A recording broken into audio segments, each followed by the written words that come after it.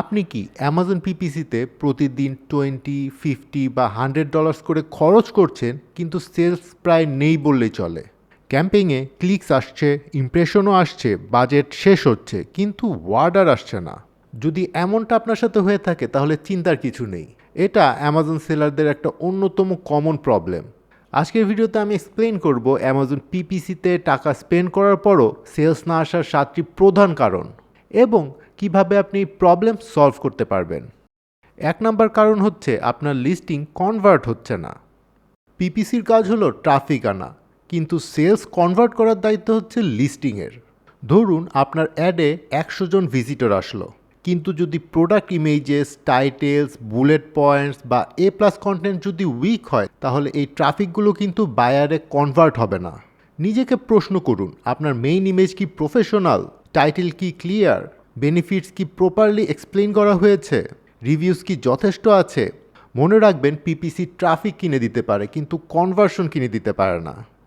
2 number কারণ হচ্ছে ভুল কিওয়ার্ডস টার্গেট করছেন। অনেক সেলার হাই ভলিউম কিওয়ার্ড দেখেই বিট করে, কিন্তু এই কিওয়ার্ডগুলো রেলেভেন্ট কিনা সেটা চেক করেন না। ফর এক্সাম্পল, আপনি যদি স্টেইনলেস স্টিল ওয়াটার বোতল সেল করেন কিন্তু ব্রড টার্গেটিংয়ের কারণে ইরিলেভেন্ট সার্চ থেকে ক্লিকস আসে তাহলে বাজেট নষ্ট হবে। এটা সমাধান করতে search term report regularly check করুন, ইরেলেভেন্ট কিওয়ার্ডস নেগেটিভ করুন and high converting keywords identify করুন। 3 নাম্বার কারণ হচ্ছে বিড অনেক বেশি কিন্তু ইনটেন্ট কম। কখনো কখনো সেলাররা সিপিসি বাড়িয়ে দেয় র্যাঙ্কিংয়ের আশায়। ফলাফল ক্লিকস বাড়ে, কস্ট বাড়ে কিন্তু সেলস আসে না। মনে রাখবেন সব কিওয়ার্ডে অ্যাগ্রেসিভ বিডিং করা কিন্তু স্মার্ট স্ট্র্যাটেজি না।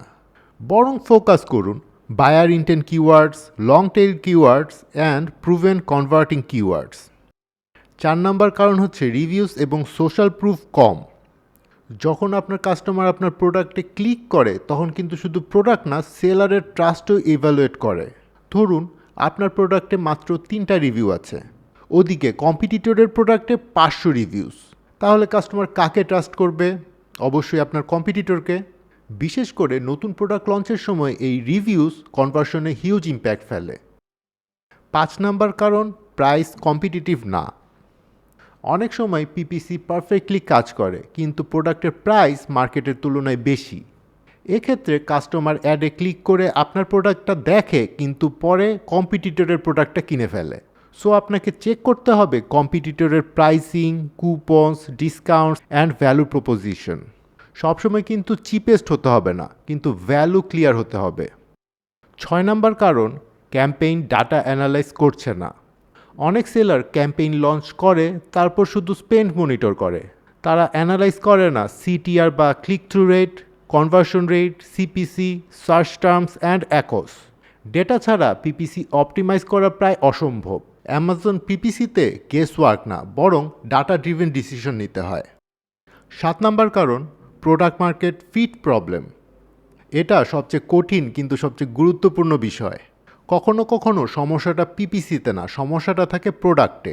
যদি মার্কেট ডিমান্ড কম হয় অথবা প্রোডাক্ট কম্পিটিটরসের তুলনায় উইক হয় তাহলে পিপিসি দিয়ে সেলস ফোর্স করা যায় না। পিপিসি ট্রাফিক আনতে পারে কিন্তু কাস্টমার যদি প্রোডাক্ট ভ্যালু না দেখে তাহলে সেলস হবে না। এবার বলছি কিভাবে প্রবলেম ডায়াগনোস করবেন। একটা সিম্পল চেকলিস্ট ফলো করুন। ক্লিকস আসছে কিন্তু সেলস নেই তাহলে সেটা লিস্টিং ইস্যু হতে পারে। হাই সিটিআর কিন্তু লো কনভার্সন, সেক্ষেত্রে প্রাইস, রিভিউস বা লিস্টিং প্রবলেম। লো সিটিআর হলে মেইন ইমেজ বা টাইটেল উইক। হাই স্পেন্ড এবং ইরিলেভেন্ট ট্রাফিক থাকলে কিওয়ার্ড টার্গেটিংয়ে প্রবলেম আছে। আর good traffic, good listing but no sales এরকম হলে প্রোডাক্ট মার্কেট ফিট রিভিউ করুন। আজই এই 5টা কাজ করুন।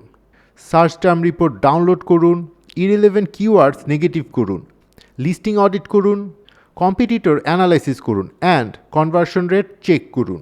অনেক ক্ষেত্রে এই 5টা স্টেপ ফলো করলেই পিপিসি পারফরমেন্স ড্রামাটিক্যালি ইমপ্রুভ করতে পারে।